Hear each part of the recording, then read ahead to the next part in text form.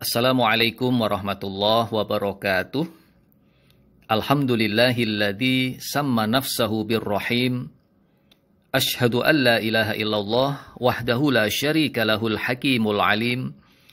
Wa ashhadu anna Muhammadan abduhu wa rasuluhul karim. Allahumma salli wa sallim wa barik ala Muhammadin wa ala alihi wa ashabihi ajma'in. Amma ba'du. Saudaraku yang berbahagia, alhamdulillah atas izin Allah kita bertemu dalam kajian Asmaul Husna sesi yang ketiga. Bismillahirrahmanirrahim. Al-ismu tsalits min Asma'il Husna Ar-Rahim. Nama yang ketiga dari Asmaul Husna adalah Ar-Rahim. Arti singkatnya yang Maha Penyayang. Penjabarannya begini. Ar-Rahim itu adalah Allah yang memberikan nikmat-nikmat yang khusus bagi orang-orang yang beriman, yaitu besok di akhirat. Dzur rahmatil wasi'ah lil mu'minin yaumaddin. Jadi pada hari kiamat, orang-orang yang beriman akan disayang oleh Allah dengan diberikan pertolongan, diberikan pahala, dimasukkan ke dalam surga. Yang itu tidak diberikan oleh Allah kepada orang-orang yang tidak beriman. Difirmankan dalam surah Al-Ahzab ayat 43, wa kana bil mu'minina rahima. Dan kepada orang-orang yang beriman Allah itu menyayangi. Kemudian Ar-Rahim adalah Allah yang memberikan nikmat secara spesifik atau cabang-cabangnya. Kalau Ar-Rahman, Allah yang mengasihi dengan cara memberi nikmat yang besar-besar, nikmat-nikmat yang pokok. Sedangkan Ar-Rahim ini nikmat yang lebih spesifik. Misalnya, kita ada di dunia ini. Allah menjadikan kita di dunia ini adalah Ar-Rahman. Kemudian keberadaan kita ini dipercantik oleh Allah, diperindah oleh Allah. Wajah kita, bentuk kita, nah itu Ar-Rahim. Dalam firman-Nya, wa sawwarakum fa ahsana suwarakum. Dan Allah membentuk pada kalian, itu adalah Ar-Rahman, fa ahsana suwarakum. Lalu Allah baguskan bentuk kalian. Nah itu adalah Ar-Rahim. Jadi kalau digambarkan seperti bentuk bangunan. Batu bata yang disusun kemudian menjadi satu tembok bangunan, itu gambarannya adalah Ar-Rahman. Kemudian bangunan itu diperindah, dipercantik dengan desain interior, finishing, rampung, maka bangunan itu menjadi rumah yang indah. Nah, itu gambaran Ar-Rahim. Seperti contoh yang lain adalah tambahnya keimanan.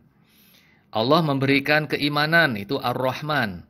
Lalu Allah menambahkan keimanan itu pada hambanya. Nah itu Ar-Rahim. Kemudian contoh lagi, Allah memberikan akal. Nah di antara yang diberi akal oleh Allah, Allah tambahkan akalnya.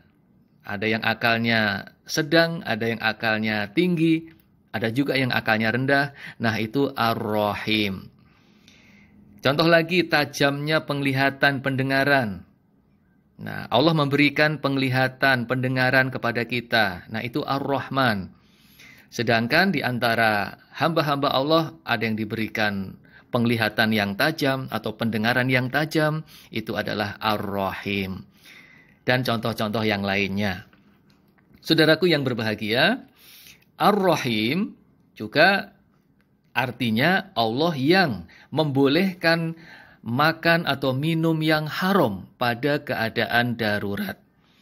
Sebagaimana disebutkan dalam surah Al-Baqarah ayat 173, "Famanitturra ghaira baghiw wala 'adin fala itsma 'alaih. Innallaha ghafurur rahim." Nah, barang siapa yang terpaksa memakannya sedang dia tidak menginginkannya dan tidak pula melampaui batas, maka tidak ada dosa baginya. Sesungguhnya Allah Maha Pengampun lagi Maha Penyayang. Berikutnya, Ar-Rahim adalah Allah yang menggantikan kejahatan dengan kebaikan bagi orang-orang yang bertaubat, beriman, dan beramal soleh. Sebagaimana difirmankan dalam surah Al-Furqan ayat 70, illa man taba wa amila sholihan faulaika yubaddilullah sayyiatihim hasanat. Orang-orang yang bertaubat dan beramal solih, maka kejahatan mereka diganti Allah dengan kebajikan. Saudaraku yang berbahagia, Ar-Rahim itu bisa disifatkan atau dipakaikan kepada selain Allah. Sedangkan Ar-Rahman tidak boleh. Hanya Allah yang memiliki. Kalau manusia, karena saking banyaknya kasih sayang, saking sayangnya kepada sesama makhluk, bisa saja disebut dengan Rahim. Nah, li syiddati rahmatihi ala khalqih, karena saking sayangnya terhadap makhluk-makhluk Allah, bisa saja manusia itu disifati Ar-Rahim. Tapi kalau Ar-Rahman tidak bisa. Hanya Allah yang memiliki Ar-Rahman.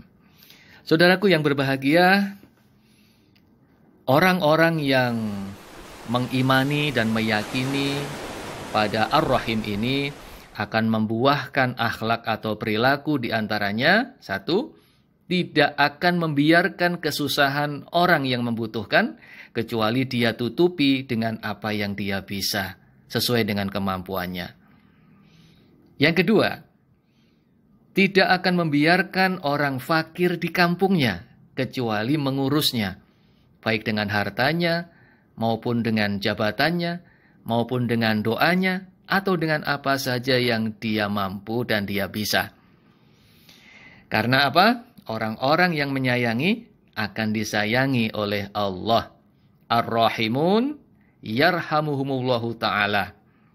Dalam riwayat yang lain, innahu man la yarham la yurham. Bahwasanya barang siapa yang tidak penyayang, maka dia tidak disayang oleh Allah.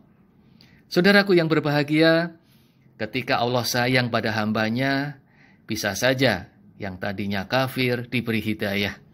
Yang tadinya fasik banyak dosa diberi kesadaran yang tinggi hingga mau bertaubat dan beriman kepada Allah.